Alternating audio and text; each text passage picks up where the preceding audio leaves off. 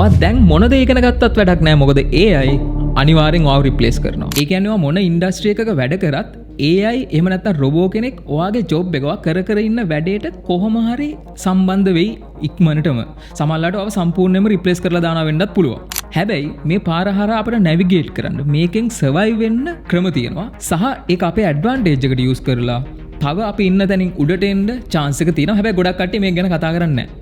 මුලින්ම මම කතා කරන්නම් කොහොමද ඒක කරන්නේ සහ අවසානට මම වෙනමම පැත්තක් ඔයාලට කියලා දෙන්නම්. කවුරුත්ම කතා කරනවා දැකලා නැති ඒ කාරණාව ඔයාගේ ඔලුවට දාගත්තොත් ඔයාගේ කැරියර් එකට මේ AI එෆෙක්ට් වෙන එක ගොඩක් දුරට නවත්ත ගන්න පුළුවන්. මුලින්ම මම පොඩි කතාවක් කියන්නම්. චයිනාවල තියෙනවා ෆැක්ටරිස්, ඒවට අපි කියනවා ඩාර්ක් ෆැක්ටරිස් කියලා. මේවට ඩාර්ක් ෆැක්ටරිස් කියන්නේ මොකද? මේ වගේ එක ලයිට් එකක්වත් ඔන් වෙලා නැහැ. රෑද දවල්ද කියලා අදාළත්වයක් නැහැ. කිසිම ලයිට් එකක් නැහැ. තනිකරම අඳුරුයි. ඒ වගේම මේ ෆැක්ටරිස් වල කවුරුත් වැඩ කරන්නේ නැහැ. මොනවද මේ ෆැක්ටරිස් වල වෙන්නේ? රොබෝලා 10 ගාණක් එකට එකතු වෙලා ලොකු මැනුෆැක්චරින් ලයින් එකක් කරගෙන යනවා. ප්‍රොඩක්ට්ස් ලොකු එෆිෂියන්සි එකකින් එළියට දාන්න. එක්සැම්පල් එකකට මේ රොබෝලා වැඩ කරන්නේ තනිකරම ලයිඩාර් සෙන්සර්ස් වලින්, එහෙම නැත්නම් මෝෂන් සෙන්සර්ස් වලින්, එහෙම නැත්නම් ඉන්ෆ්‍රාරෙඩ් විෂන් එකකින් අන්න ඒ වගේ. එතකොට මේ ෆැක්ටරිස් ඇයි මේ මැනුෆැක්චරර්ස්ලා යූස් කරන්නේ? එකක් 24/7 මේවා වැඩ කරන්න පුළුවන්. අනිත් පැත්තෙන් ඒකට තියෙන එනර්ජි කොස්ට් එකත් රිලටිව්ලි බැලුවට පස්සේ අඩුයි.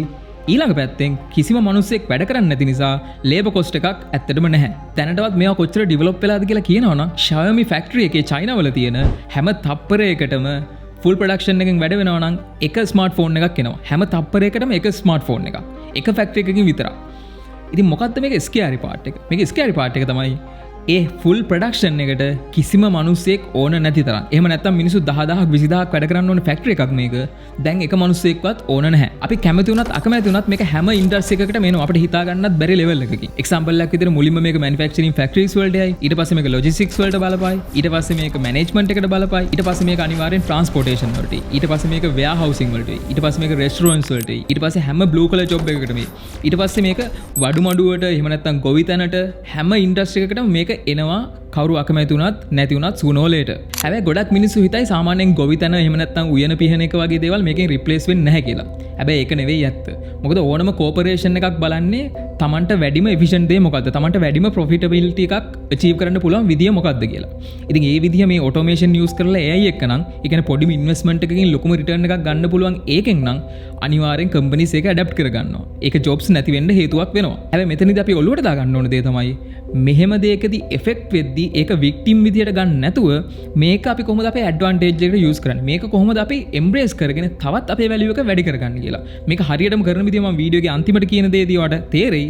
හැබැයි හැමතිස්සෙම හිතාගන්න වික්ටිම් මයින්ඩ්සෙට් එකෙන් මේක ප්ලේ කරන්නේ නැතුව AI එහෙම නැත්නම් රොබෝට්ස් එහෙම නැත්නම් මේ එෆිෂියන්සි වේව් එක අපි එම්බ්‍රේස් කරගන්නේ කොහොමද කියලා. මේක අනිත් පැත්තෙන් අපි හිතලා බලුවොත් පොඩ්ඩක් බලන්න දැන් මේ තියෙන already available tools එක ඉස්සර ඔයාට 20ක විතර ටීම් එකක් දාගෙන කරන්න පුළුවන් වැඩ ටික තනියම ඔයාට AI tools කීපයක් use කරලා කරන්න පුළුවන්. ඔයාට copywriting එක හරියට කරගන්න පුළුවන්. ඔයාට advertisements generate කරගන්න පුළුවන්. ඔයාට artworks හදාගන්න පුළුවන්. ඔයාට website එකක් create කරගන්න පුළුවන්. ඉස්සර මේක කරා නම් මේ හැම එකටම වෙන වෙන teams ඕනේ. දැන් ඔයාට තනියම මේ ඔක්කොම කරලා testing එකත් AI එකෙන් prove කරගෙන global business එකක් දවස් කිහිපයකින් run කරලා ඔයාගේ concept එක prove කරගන්න පුළුවන්. මේ වගේ multiple times කරලා ඔයාට හැම සතියෙම එක business එක ගන්න වගේ launch කරලා ඔයාට ඕන නම් හරියන business එක embrace කරගෙන ඒකට මොන හරි දෙයක් ඉන්වෙස්ට් කරලා දිගටම කරගෙන යන්න පුළුවන් තරමට මේක ඇඩ්වාන්ස් වෙලා තියෙනවා. ඉතින් මේක ඇඩ්වාන්ටේජ් එකක් විදිහට යූස් කරන කෙනෙක්ට මේ දේ පාවිච්චි කරලා පුළුවන් අනිවාර්යෙන් බිස්නස් එකක් හදාගන්න. ඔයාට ලොකු නොලෙජ් එකක් හැම දෙයක් ගැනම නැති වුණත්. පරණ ලෝකෙදී තමයි සාමාන්‍යයෙන් වැඩ කරලා මාසයක් වැඩ කරලා සැලරි එකක් අරගෙන අවර්ස් ගානට වැඩ කරලා ගෙදර ගියේ. අලුත් ලෝකෙදී ඇත්තටම වෙන්නේ ඔයා වැඩ කරන අවර්ස් ගානටත් වඩා ඔයා කරන වැඩේ කොච්චර effectiveද? ඔයා කොච්චර time එකක් ඇතුළත කොච්චර වැඩ ප්‍රමාණයක් ඉවර කරනවද? ඔයා කොච්චර efficientද? ඔයා කොච්චර positive impact එකක් තමන් වැඩ කරන දඩ අරන් එනවද? අන්න ඒ වගේ next level එකකින් core level එකකින් ඔයාට value එකක් add කරන්න පුළුවන්කම තමයි හැම company එකක්ම බලන්නේ.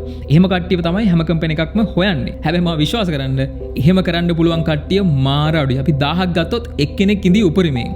ඉතින් අන්න ඒ එක්කෙනාට ඔයාට වැටෙන්න පුළුවන් නම් හැමෝම ඔයාගේ පස්සෙන් ඔයා ජොබ් හොය යන්න ඕනේ නැති වෙයි. මොකද AI වලට මේවා කරන්න පුළුවන් වුණාට ඒවා කරවන්න පුළුවන් කට්ටිය නෑ. හැමෝම දන්නේ පරණ විදිහට වැඩේ කරන්න. අලුත් විදිහට efficient විදිහට එක දවසින් වෙබ්සයිට් එකක් හදලා ප්‍රොටෝටයිප් එකක් එළියට දෙන්න පුළුවන් කෙනෙක් නැහැ. එක පැයෙන් ඩිසයින් එකක් කරලා එළියට දෙන්න පුළුවන් කෙනෙක් නැහැ. විනාඩි 5කින් ආර්ට් වර්ක් එකක් කරලා දෙන්න හොඳ ක්වොලිටි එකකින් පුළුවන් කෙනෙක් නැහැ. ඉතින් ඔයාට එක කරන්න පුළුවන් නම් ඔයාගේ වැලියු එක වැඩි වෙනවා. මොකද at the end of the day ඔයා කොච්චර වෙලාවක් ගත්තද කියන එක කාටවත් වැඩක් නැහැ. ඔයා කොච්චර හොඳට ඒ වැඩේ කරාද? ඇත්තටම ඔයා අඩුවෙන් වෙලාව ගන්නවා නම් ඒක වැඩේ කරගන්න යන කෙනාට හොඳක් වෙන්නේ. ඉතින් ඒ විදිහට ගත්තොත් ඔයා AI use කරන කෙනෙක් නම් ඔයාට AI එක හොඳට use කරන්න පුළුවන් නම් අන්න එතනයි වැලියු එක තියෙන්නේ. හරි. අන්තිම යුනික් කාරණාව ගැන කතා කරන්න කලින් මම steps 4ක් කියන්නම්. කොහොමද මේ AI threat එකේ අපි survive වෙන්නේ කියලා. Number 1 become a thinker. ඒ කියන්නේ ඔයා creativity එක. එහෙම නැත්නම් දෙයක් ඇත්තටම reverse engineer කරන්න තියෙන ability එක. ඒ කියන්නේ example එකකට කවුරු හරි ඔයාලට වැඩක් දුන්නාට පස්සේ එයා මොනවද expect කරන්නේ? ඒක මම deliver කරන්න නම් මම කොහොමද ඒ වැඩේ හදාගෙන යන්න ඕනේ? ඔන්න ඔය විදිහට thinking එක ගන්න එක. සහ හොඳ මැනේජර් කෙනෙක් වෙන එක. ඒ කියන්නේ මොන ජොබ් එක කරත් ඔයාට හොඳ මැනේජ්මන්ට් ස්කිල් එකක් තියෙන්න ඕනේ. ඔයාට දෙයක් හිතලා කරන්න පුළුවන් වෙන්න ඕනේ.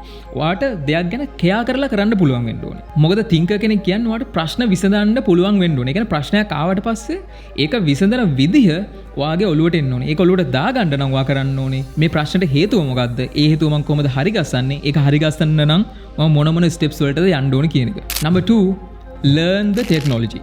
ඒ කියන්නේ මේ තියෙන හැම ටූල් එකක් එක්කම ලාවට හරි ෆැමිලියර් වෙන්න. මේ softwares කොහොමද use කරන්නේ? මේ AI tools කොහොමද use කරන්නේ? මොනවද අලුතෙන් ඇවිල්ලා තියෙන AI tools? එහෙම නැත්නම් කොහොමද prompt engineering හරියට කරන්නේ හොඳ result එකක් ගන්න? අන්න ඒ වගේ මේ tools එක familiar වෙලා ඒ tools ඔයාගේ leverage එක කරගන්න. Number 3 use AI to multiply yourself. ඒ කියන්නේ මොකක් හරි වැඩේ කරද්දී ඒකට research part එක, ඒකට ඕන කරන development part එක, ඒකට ඕන කරන ඩිසයිනිං පාර්ට් එක, ඒකට ඕන කරන මැනේජ්මන්ට් පාර්ට් එක, මේ ඔක්කොම වෙන වෙන තැන්වල ඔයා වගේම ඉන්න AI tools වලින් ඔයාට කරලා දෙන විදියට හදාගන්න පුළුවන්. මේකෙදි තියෙන leverage එක තමයි ඔයා එහෙම නැතුව මේක කරන්න ගියොත් ඔයා මේ හැම දෙයක් ගැනම ඉගෙන ගන්න time එකක් දාන්න ඕනේ.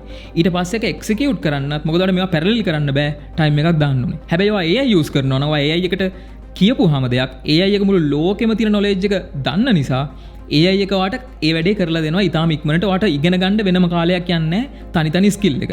සහ මේ හැම ටූල් එකක්ම පැරලලි වත් එක්ක වැඩ කරන නිසා වාට ලොකු සර්කල් එකක් හැදෙනවා වගේ වටේ හැමදේම දන්න හොඳ ටීම් එකක් ඉන්නවා වගේ. හැබැයි ඔයා මතක තියාගන්න ඕන දේ තමයි ඔයාට මේවා මැනේජ් කරන ස්කිල් එක තියෙන්න ඕනේ. ඔයා මේවත් එක්ක හරියට කතා කරන්න ඕනේ. හරියට කොමියුනිකේට් කරන්න ඕනේ. ඒක නිසා තමයි මම හැමතිස්සෙම කියන්නේ prompt engineering එක familiar වෙන්න. Step 4 මේක මම ගොඩාක් කතා කරන දෙයක්. Think global. ඒ කියන්නේ අනිවාර්යෙන් ලෝකෙත් එක්ක තමයි හිතන්න ඕනේ. ලෝකෙත් එක්ක තමයි ඉස්සරහට යන්න ඕනේ. ඔයා මොනවා හරි දෙයක් ඔයාට අයිඩියා එකක් එද්දිම ඔයාට මොනවා හරි concept එකක් ඔළුවට එද්දිම මේක තමයි ලංකාවේ මේක වෙන්නේ. මේක ලංකාවේ මෙතෙන්ටයයි. ලංකාවේ පළවෙනි මේක. ලංකාවේ පළවෙනි අරක. ලංකාවේ ලොකුම මේක. ඔය විදිහට හිතන්න ගත්තොත් ඔයාට කවදාවත් ඉස්සරහට එන world එකේ future එකේ ලොකු තැනකට යන්න බෑ. ඔයාට future එකේ ලොකු තැනකට යන්න ඕන නම් මේ ලෝකේ තියෙන හැම රටක්ම එක රටක් වගේ වෙනවා කියන එක ඔලුවට දාගන්න ඕනේ. ඒ කියන්නේ ග්ලෝබලයිසේෂන් එක එම්බ්‍රේස් කරගන්න පුළුවන් වෙන්න ඕනේ. දැන් අපි යමු අනිත් පාර්ට් එකට මම කලින් කියපු.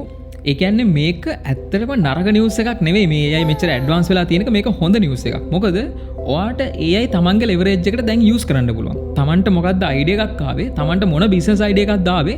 ඒක එක්සිකියුට් කරන්න පුළුවන්. ඔයා වැඩ කරන ජොබ් එකේදී තමන්ට මෙහෙම තිබ්බනම් හොඳයි කියලා හිතුණු දේ කොච්චර මැනේජ්මන්ට් එකට කිව්වත් එයාලා කරපු නැති දේ දැන් AI යූස් කරලා ඔයාටම කරන්න පුළුවන්. පොඩි කොස්ට් එකකින් එහෙම නැත්නම් කොස්ට් එකක් නැතුවම වුණත් ඒක කරන්න පුළුවන්. ඊට පස්සේ ඔයාට ප්‍රූවන් එක්සැම්පල් එකක් තියෙනවා. ඔයාගේ බිස්නස් එකට වෙන්න පුළුවන්. ඔයාට වෙන ඕනම කරන්න ඕන වැඩකට වෙන්න පුළුවන්. හරි මේ විදිහට කරොත් මේක හරියනවා. මොකද ලොකු කොස්ට් එකක් ඉන්වෙස්ට් කරන්න ඕනේ නැහැ. ලොකු ටයිම් එකක් ඔයාට ඉන්වෙස්ට් කරන්න ඕනේ නැහැ. හැබැයි කලින් ඔයා මේ හැම දෙයක්ම මැනුවලි කරන කාලෙක ඔයාට මොනවා හරි දෙයක් ප්‍රූව් කරන්න නම් ඒක මාස ගාණක් සති ගාණක් කරලා ලොකු රිසර්ච් එකක් කරලා තමයි රිසල්ට් එකක් බලා ගන්න පුළුවන්. දැන් ඒක කරන්න ඕනේ නැහැ. ඉතින් මේක ඔයාගේ ලෙවරේජ් එකට යූස් කරන්න. හැමතිස්සෙම වික්ටිම් මයින්ඩ්සෙට් එකෙන් හිතන්න නැතුව බිල්ඩර් කෙනෙක් විදිහට හිතන්න. ප්‍රොබ්ලම් සෝල්වර් කෙනෙක් විදිහට හිතන්න. මේවා තමන්ගේ ඇඩ්වාන්ටේජ් එකට යූස් කරලා මේ දේවල් පාවිච්චි කරන්න කොහොමද කියන එක හිතන්න. දැන් තමයි මම කිව්වා අන්තිම ස්පෙෂල් පාර්ට් එක කවුරුත් කතා කරන්නේ නැති. මොකද්ද මේ concept එක? ඔයා මේ හැම AI tool එකක්ම මේ හැම efficiency tool එකක්ම එන අතරේ ඔයාට පුළුවන් නම් මොනවා හරි දේවල් දෙකක් completely different sides දෙකක් combine කරන්න ඔයාව කවදාවත් රිප්ලේස් වෙන්නේ නැහැ. ඒ කියන්නේ එක්සැම්පල් එකකට ගත්තොත් ඔයා accountant කෙනෙක් නම් පොඩ්ඩක් හිතලා බලන්න accountant job එකක් තියෙනවා නම් ඒකට කී දෙනෙක් apply කරයිද කියලා. හැබැයි මේ accountant job එකේදීම accountant කියන task එකත් එක්කම software engineering part එකක් පොඩ්ඩක් හරි දැනන් ඉන්න කට්ටිය කොච්චර අඩුවේද? එක්සැම්පල් එකක් විදිහට ගත්තොත් accountantsලා 100ක් හිටියොත් ඔතනින් එක්කෙනෙක්වත් නැති වෙයි accounting වැඩ ටිකත් එක්ක software development ගැන පොඩි හරි idea එකක් තියෙනවා.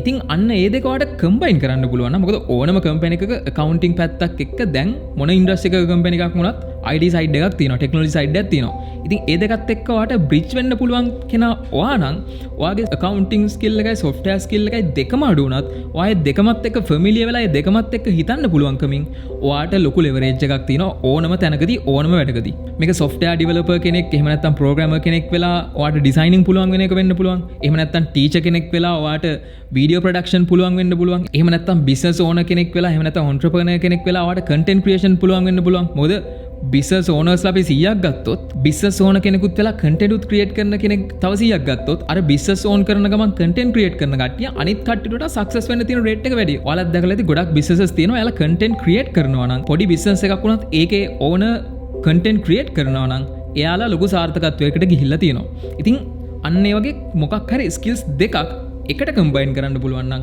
ඔයාට තියෙන වැලියු එක ඔයාටවත් හිතා ගන්න බැරි වෙයි. මේක තවත් එක්ස්ට්‍රීම් පැත්තකට අරගෙන ගියොත් පොඩ්ඩක් හිතලා බලන්න ඔයා බිස්නස් ඕන කෙනෙක් ඔයාට කන්ටෙන්ට් ක්‍රියේට් කරන්නත් පුළුවන්. ඔයාට හොඳට AI යූස් කරලා ඒවත් එක්ක කතා කරලා කමියුනිකේට් කරලා AI තමන්ගේ ඇඩ්වාන්ටේජ් එකට යූස් කරන්නත් පුළුවන්. එහෙම නැත්නම් හිතලා බලන්න ඔයා ඩොක්ටර් කෙනෙක්. ඔයා ඩොක්ටර් කෙනෙක් වුණාට ඔයාට software ගැනත් idea එකක් තියෙනවා. ඒත් එක්කම ඔයාට AI ත් හොඳට යූස් කරන්න idea එකක් තියෙනවා. ඉතින් මේ තුන හතරම එකතු කරලා ඔයාට වැඩක් කරන්න පුළුවන් නම් ඔයාට මාර තැනකට යන්න පුළුවන් සහ ඔයාට තියෙන වැලියු එක වැඩි. ඒත් එක්කම ඔයාව ලේසියෙන් රිප්ලේස් කරන්න බෑ. මොකද ඩොක්ටර්ස්ලා 1000ක් ඉන්නවා. software developersලා 1000 ගාණක් ඉන්නවා. ඒ වගේම AI එක වැඩ කරන්න පුළුවන් කට්ටිය 1000 ගාණක් ඉන්නවා. මේ තුනම එකතු කරලා ඉන්න කට්ටිය මහරම අඩුයි. තමට නැතුවත් ඇති. ඉතින් ඔයා අනිත් පැත්තෙන් අරගෙන යන ස්පෙෂලිටි එකත් එක්ක ඩොක්ටර් කෙනෙක් වෙන්න පුළුවන්, ඩිසයිනර් කෙනෙක් වෙන්න පුළුවන්, ටීචර් කෙනෙක් වෙන්න පුළුවන්, වඩු කාර්මිකයෙක් වෙන්න පුළුවන්, ෆාමර් කෙනෙක් වෙන්න පුළුවන්. මේ හැම දෙයක්ම එක්ක ඔයාට අරවත් කම්බයින් කරන්න පුළුවන් නම් ඔයාට ලොකු තැනකට යන්න පුළුවන්. AI නෙමේ මොකක් ආවත් බය වෙන්න ඕනේ නැහැ. ඉතින් මට කියන්න තියෙන්නේ කවුරු කොහොම කිව්වත් කවුරු අකමැති වුණත් කැමති වුණත් මේ ඩාර්ක් ෆැක්ටරිස්, මේ රොබෝලා, මේ AI හැම දෙයක්ම වෙනවා. ඒවා ඉක්මනටම අපි හිතනවට වඩා ඉක්මනට අපිව රිප්ලේස් කරනවා. හැබැයි කම්මැලියෙක් වගේ ඉන්න නැතුව නිකන් NPC කෙනෙක් වගේ හැසිරෙන්නේ නැතුව අපිට කරන්න පුළුවන් දේ මොකද්ද? ඒ හැම ටෙක්නොලොජි එකක්ම තමන්ගේ සාර්ථකත්වයට යූස් කරන්න පුළුවන්. තමන්ගේ ඇබිලිටි එක වැඩි කරගන්න යූස් කරන්න පුළුවන්. තමන්ගේ එෆිෂියන්සි එක වැඩි කරන්න යූස් කරන්න පුළුවන්. අන්න එහෙම කරලා ප්‍රොබ්ලම් සෝල්වර් කෙනෙක් වෙලා, ක්‍රියේටර් කෙනෙක් වෙලා, ක්‍රියේටිව් තින්කින් එකක් තියෙන කෙනෙක් වෙලා, හොඳ මැනේජ්මන්ට් එකක් කරන්න පුළුවන් කෙනෙක් වුණොත් මේ AI නෙමේ මොකක් ආවත් ඔබ කාටවත් රිප්ලේස් කරන්න බැරි වෙයි.